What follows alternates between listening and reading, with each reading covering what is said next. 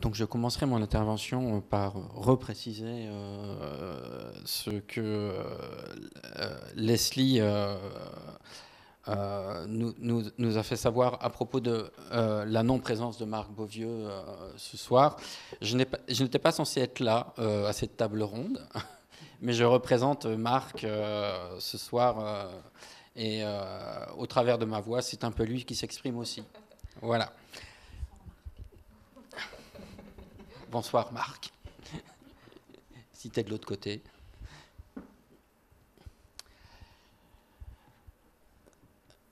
Beaucoup d'entre vous, c'est une arlésienne, hein, ce premier transparent. 60% des projets échouent ou n'atteignent pas leurs objectifs initiaux.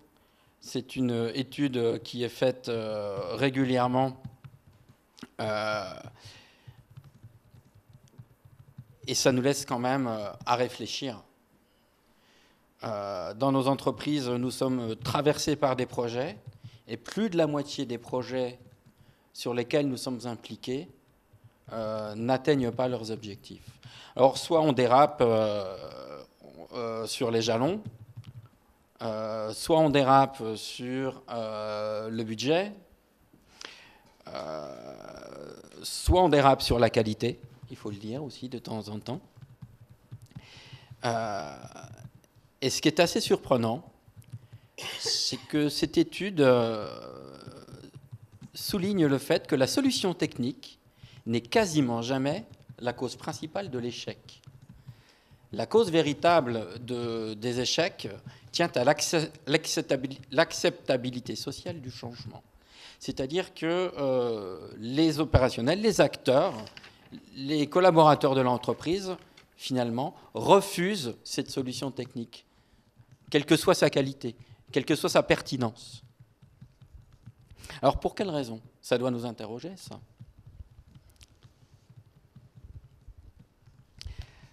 Alors, pour ceux qui étaient là tout à l'heure à la précédente table ronde, ils vont se dire... il recycle ses transparents. Mais en fait, non, parce que pour moi, une entreprise, son objectif principal, quelque part, c'est de faire de l'argent. Et son leitmotiv, c'est la performance. Et qu'est-ce qui est au cœur de la performance? Ce sont des processus efficaces, certes. Ce sont des projets bien menés, avec de la méthode, certes. Mais plus important encore, c'est d'impliquer les collaborateurs et les acteurs qui vont participer à nos processus et à nos projets. Sans ça, on tombe dans les 60% d'échecs de toutes ces études qui sont menées régulièrement par des cabinets. Et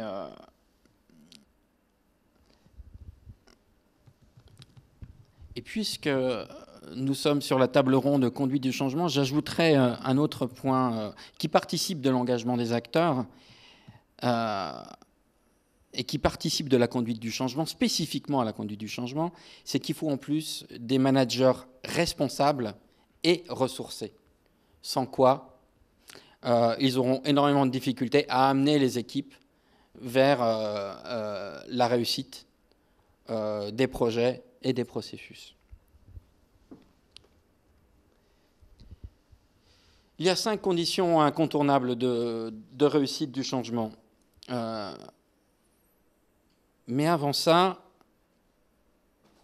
je me suis interrogé tout à l'heure, avant de venir à cette table ronde, on n'a pas défini ce qu'était le changement. C'est bien dommage parce que, en fait, le changement, c'est un mot valise qui veut tout dire et qui veut rien dire quand on l'utilise comme ça. Pourquoi? Parce qu'une entreprise, elle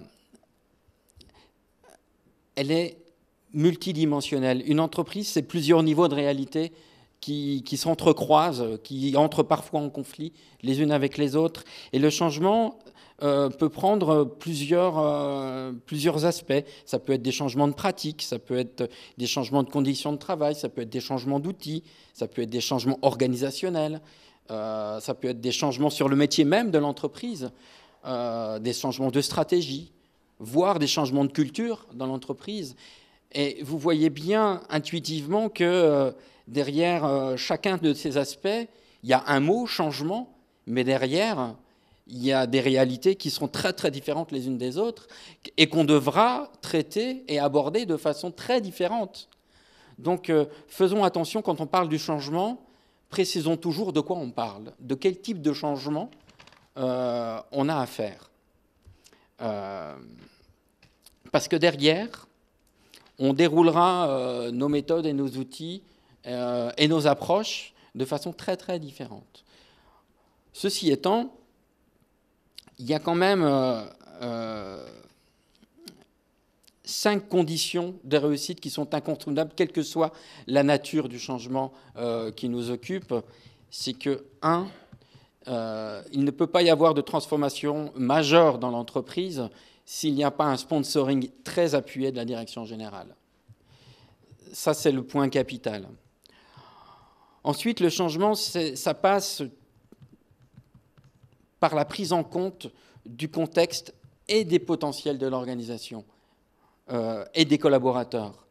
Il y a des niveaux de maturité différents dans l'entreprise. Il y a des collaborateurs qui seront capables de comprendre plus vite que d'autres, d'aller plus vite que l'autre, de s'engager plus vite que d'autres.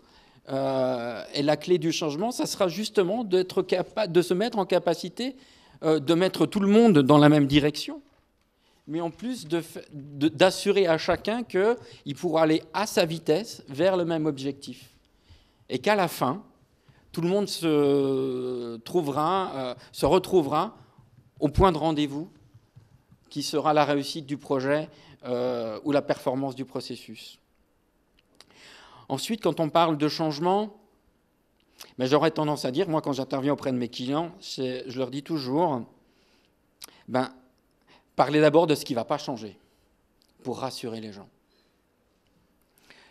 Le changement, c'est d'abord s'appuyer sur les éléments de stabilité, avant que de vouloir tout rebattre les cartes complètement.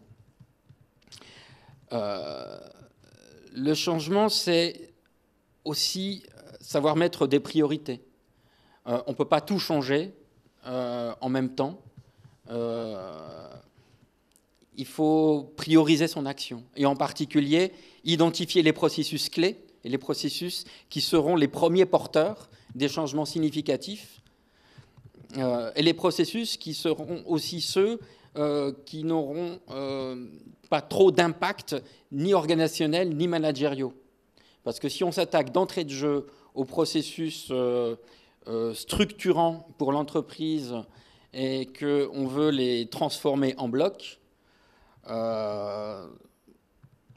va falloir des moyens considérables que les entreprises rarement consentent à mettre à disposition en termes de budget. Et puis le changement, c'est une cinquième condition de réussite incontournable, passe par l'harmonisation du système de management. Une attention très particulière portée aux managers, et en particulier aux managers de proximité, qui sont souvent à l'injonction de nœuds de tension et d'injonctions paradoxales de l'entreprise. Et c'est eux qui portent toutes les difficultés de l'entreprise, et souvent ils ne s'en sortent pas, et ça les met dans l'échec.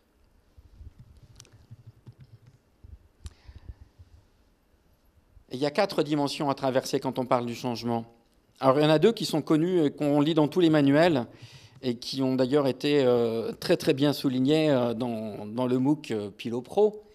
C'est une intervention au niveau de la communication et une intervention au niveau de la formation.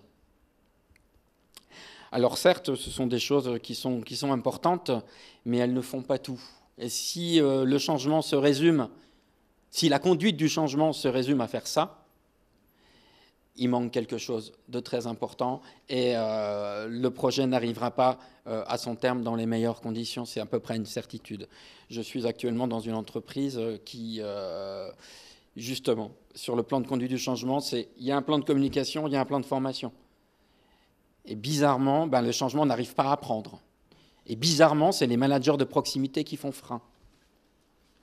Eh bien, pourquoi? Parce que deux aspects qui sont rarement anticipés, qui sont rarement budgétés, qui sont l'accompagnement et le travail sur les processus, la prise en compte de l'évolution des métiers.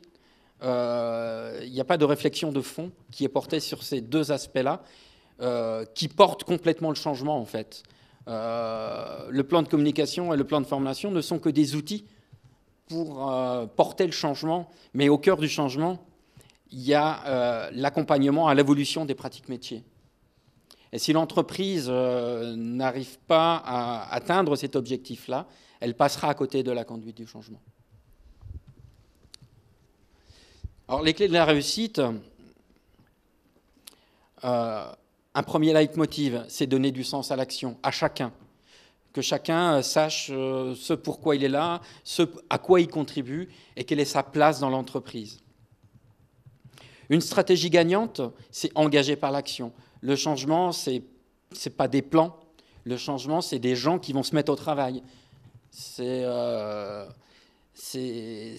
des projets qui vont permettre aux acteurs de s'approprier par eux-mêmes, par leur action individuelle, de s'approprier le changement. Il y a un impératif, je l'ai déjà un peu mentionné tout à l'heure, c'est obtenir l'adhésion des managers. Sans l'adhésion des managers, aucun projet dans l'entreprise ne peut arriver à son but. Parce que ce sont eux qui sont à l'articulation entre la stratégie et l'opérationnel. C'est eux qui font ce lien-là qui est indispensable dans l'entreprise. Et sans ce lien, les rouages se grippent assez rapidement. Il y a un levier universel, c'est faire parler les gens entre eux, c'est organiser le débat. C'est susciter les moments d'interaction entre les personnes, entre les acteurs, entre les contributeurs. Je dis souvent, le changement est avant tout dans les interactions. Et il y a un gage de succès, je terminerai là-dessus, il faut chercher les solutions plus près de l'activité. Souvent, on oublie cette chose assez simple, qui est finalement que du bon sens. D'un point de vue opérationnel, ce sont ceux qui font, qui savent. Et il faut les écouter et il faut leur faire confiance. Et le changement, il doit s'articuler autour de leur remontée par une approche bottom-up et non pas top-down. Donc finalement, ce n'est pas tant l'efficacité des processus qui est en jeu dans cette affaire. C'est une condition nécessaire, certes, mais elle n'est pas suffisante. Le plus important et le but véritable, c'est d'obtenir l'engagement des collaborateurs et des acteurs dans le processus, dans le changement et dans leur processus.